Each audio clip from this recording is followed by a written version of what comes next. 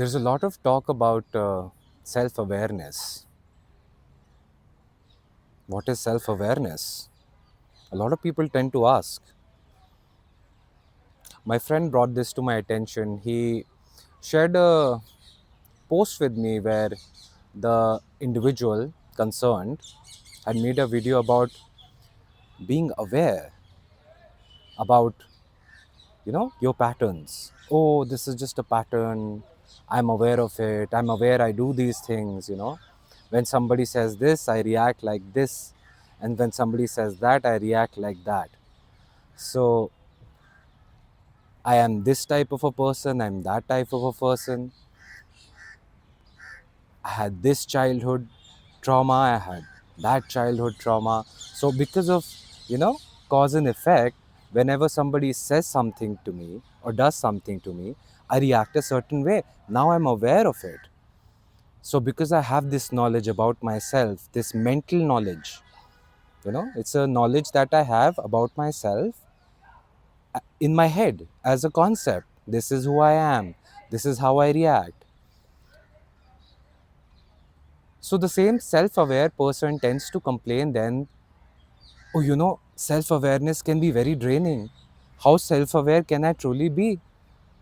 Why do I need to keep analyzing myself all the time?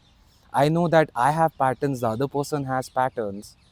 So what's the point in, having an argument or trying to trying to really like just analyze myself all the time? I mean, it can get very exhausting. Looking at yourself, analyzing yourself, this is what I did, this is what I said. It makes one very self-conscious in everyday living. So my friend sent this post to me, and he was talking about, oh, how self-awareness can be very crippling because other people don't have that self-awareness. So why should I have that self-awareness all the time? Why should I keep thinking about things, about myself? How am I reacting? What am I doing? Most people don't tend to do that. To which I responded, there is no self-awareness as such. Where there is self, there is no awareness. You see? Because the mind is only interested in entangling itself in excessive thinking. So it could be thinking about myself, analyzing myself. This is what I say, this is what I do.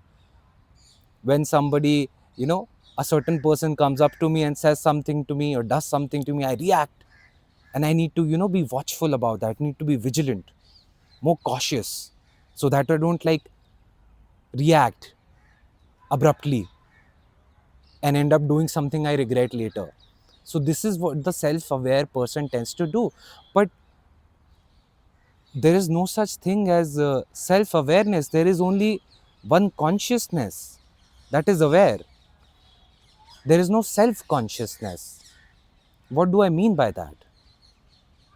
I mean, where at one point there is the person who is creating this divide between himself and the one who's looking at himself. What the person doesn't realize, he's the one who's splitting himself into two and looking at oneself. So it is the thought or the thinking that has split itself into two and is trying to look at itself, which is impossible. You cannot look at your own eye, you see. That's the way you try to be self-aware about yourself. Looking at yourself, how can you look at yourself when you are that self? You cannot look at it. The same way the eye cannot look at itself. So ultimately, in the final analysis, there is no such thing as self-awareness. There is only awareness in which this self appears and dissolves. What do I mean by that? It means that the mind is totally empty, totally alert to whatever is coming up, whatever thoughts, feelings, experiences. And one is not necessarily trying to judge or label them or conceptualize them as Oh, this is me, this is my pattern. What is happening is there is just this pure awareness, pure consciousness. And in this awareness, in this field, so to speak, thoughts are coming up. And the reason why you know that the thought is coming up is because you notice. You can only know a thought if you're aware of it.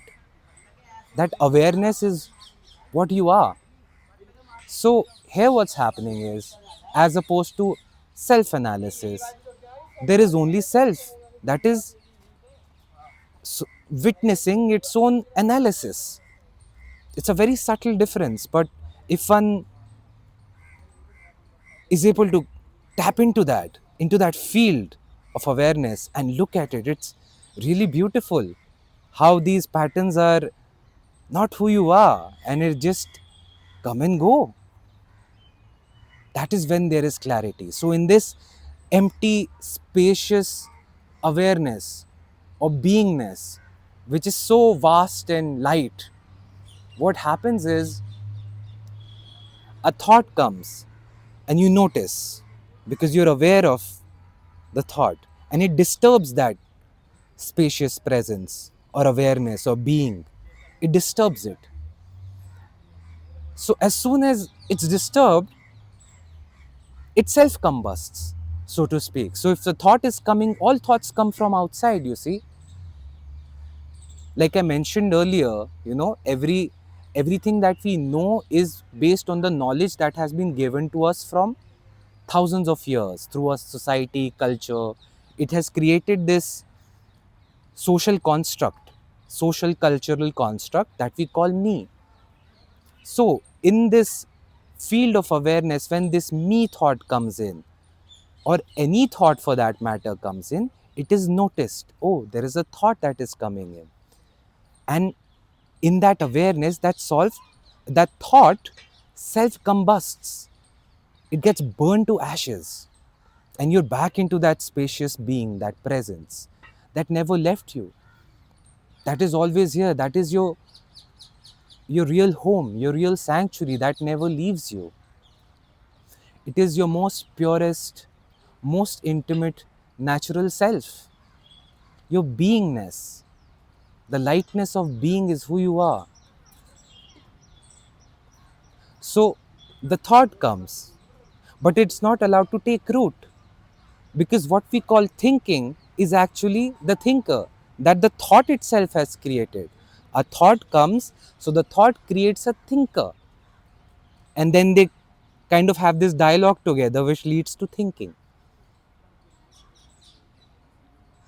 But here, thoughts arise and thoughts dissolve, but there is no thinker because the thought is not allowed to take root and create a thinker and then create all sorts of analysis paralysis, which is really the root cause of all pain and suffering in life. Analyzing what I see and hear instead of just being in this spacious presence. Everything will leave you. Everybody will leave you eventually. Things, people, events, they come and go. But this spacious presence, your true home, you can tap into this anywhere and you're already at home. You're already safe. This is your safe zone. This is the untouched, unaffected witness of phenomenality.